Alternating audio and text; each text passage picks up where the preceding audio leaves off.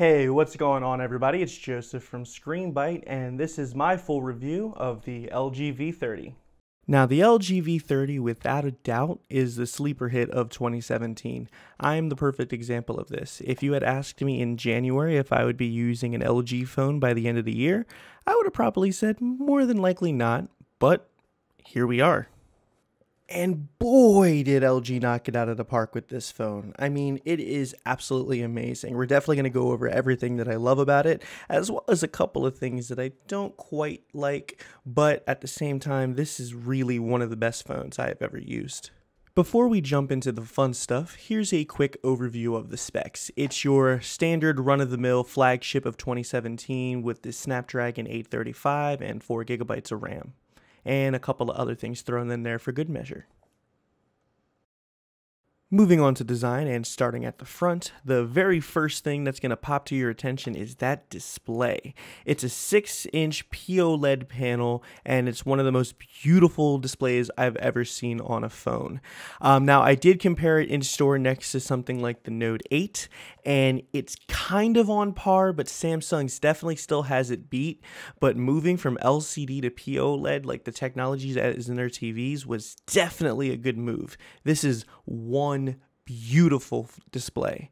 Also, those bezels. I love what 2017 has done with phones and getting rid of the bezels. It's just more immersive, really nice. Yeah, it takes some getting used to moving to an 18:9 aspect ratio, but once you get used to it, whew. Flipping it around to the Gorilla Glass 4 back, you'll see a couple of things. Number one is the proper implementation of a fingerprint sensor on the back of a phone. Speaking to you, Samsung, where it's right in the middle and within easy reach of your finger. Also, I do want to add, despite the fact that this is also the power button, this is one of the fastest fingerprint sensors I've used on a phone. Next up is LG's implementation of the dual lens setup, where most phone manufacturers these days with dual lenses are focusing on portrait mode, which blurs the background in order to create a shallow depth of field effect. LG's doing something different, and that is including a wide-angle lens, which I find really useful, and I really hope that more phone manufacturers catch on and do this. And before I forget, with this being a glass back, LG didn't have to include it, but I'm really glad they did. This has key wireless charging. Awesome! On the left-hand side, you'll find the volume buttons with very nice tactile feedback, and on the right, you'll find nothing but the SIM tray as well as expandable storage tray. This took some getting used to because I am so used to a power button being here.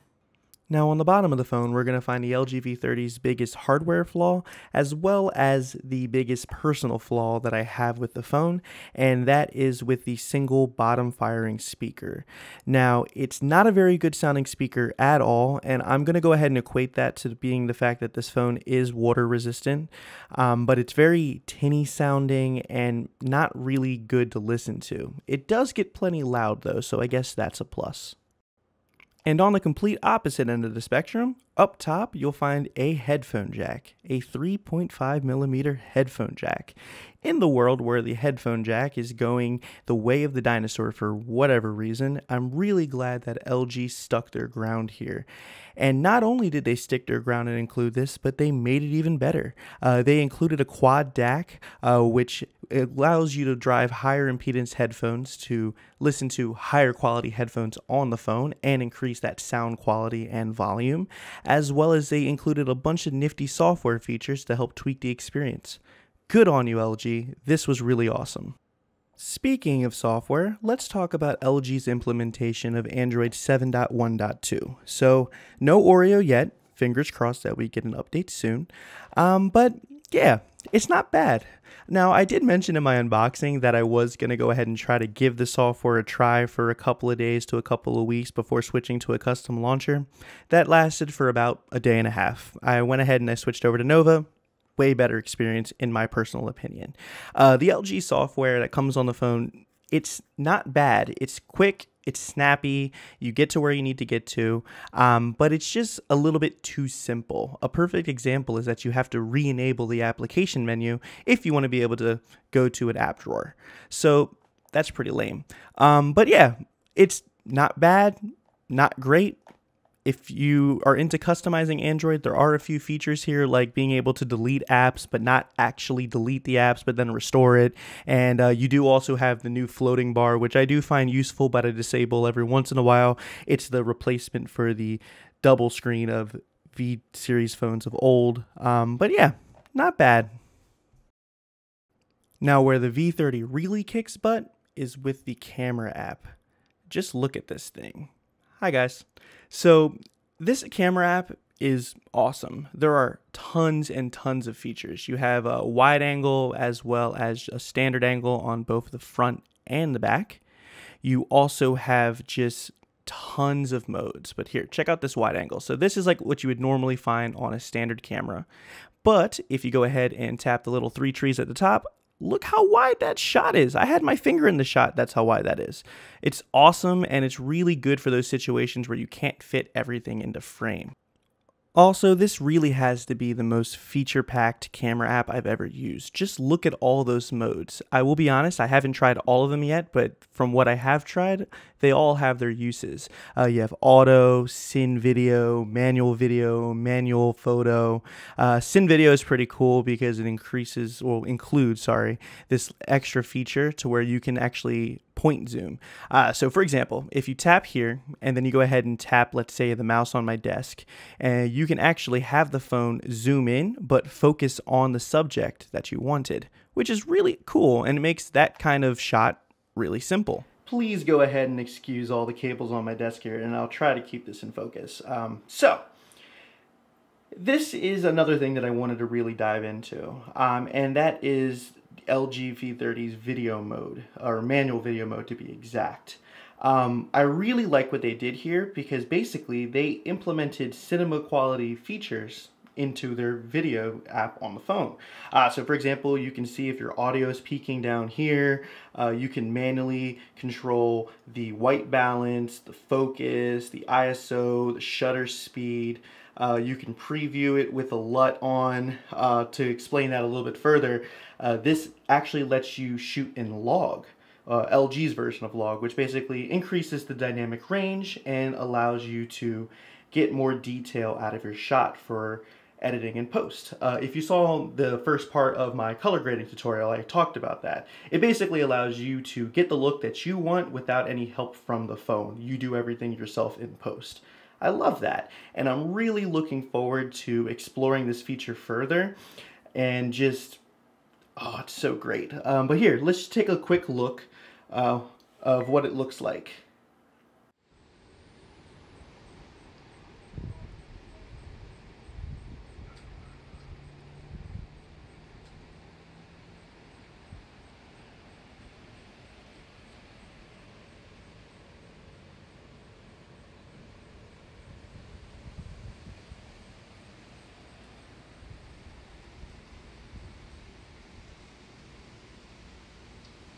And of course, those dual lenses are also great for photos as well. So here's a quick gallery of some of the shots that I've taken so far with the phone.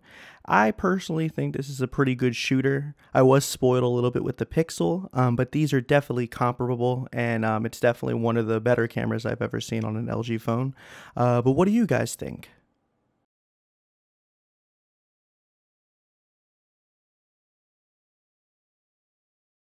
Unfortunately, it's a slightly different story on the front with the 5 megapixel shooter. It does have a wide angle, however the photos came out so-so. I've definitely seen a lot better from front-facing cameras here. And to round everything out, a few other notable features of this phone is that it is IP68 water resistant, which is fantastic for those accidental spills, and it also means it can go underwater up to 1.5 meters for 30 minutes. It's also been military tested. I'm not going to be dropping my phone, so I don't want to test that, but it's cool that that's there. As I mentioned earlier, it also comes in a 64 gigabyte, well, it comes in a 64 gigabyte variant, but it does have expandable storage, which is awesome. And last but certainly not least, battery life.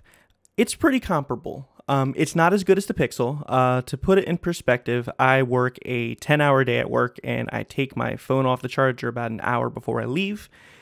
My Pixel, when I left work, would be at about 68% battery life. The LG V30 is about 48, but it'll definitely get you through a full day's use and even into the beyond if it's not super duper heavy usage. So that's the LG V30. I'm definitely very happy with my purchase, and this will continue to be my phone into next year. I'm really happy that where a lot of phones are going with certain trends, LG is kind of breaking that mold and doing its own thing, and it's doing its own thing really well. I'm really digging on the video features of this phone. In fact, it's the main reason why I purchased it, and I definitely plan on exploring that more in the future. Let me know if you guys want to see videos about it, because I'd love to make them. But yeah, it's a really great phone, really good build quality, feels good in the hand, and I would highly recommend going out and buying one if you're on the fence about it. Now, I will just mention, I got mine through AT&T, so it came out to about $800 or so. I put some money down to lower the payment, but it's $800, and I think it depends on the retailers that you go to on or around $800 is where it'll be. And for once, I can actually say a flagship that costs that much is actually worth the price. But yeah, that's going to go ahead and do it for this video, guys. So thank you once again for watching. As always, if you liked it, make sure to show it by hitting that like button down below. It really helps me out. As well as if you have any questions about the phone or anything I talked about in this video, feel free to ask it in a comment section down below as well. As well as you can hit me up on Twitter and ask questions at Screenbite. And if you're new to the channel and you like the content, feel free to subscribe. But until next time, I'll see you guys in the next video. Bye!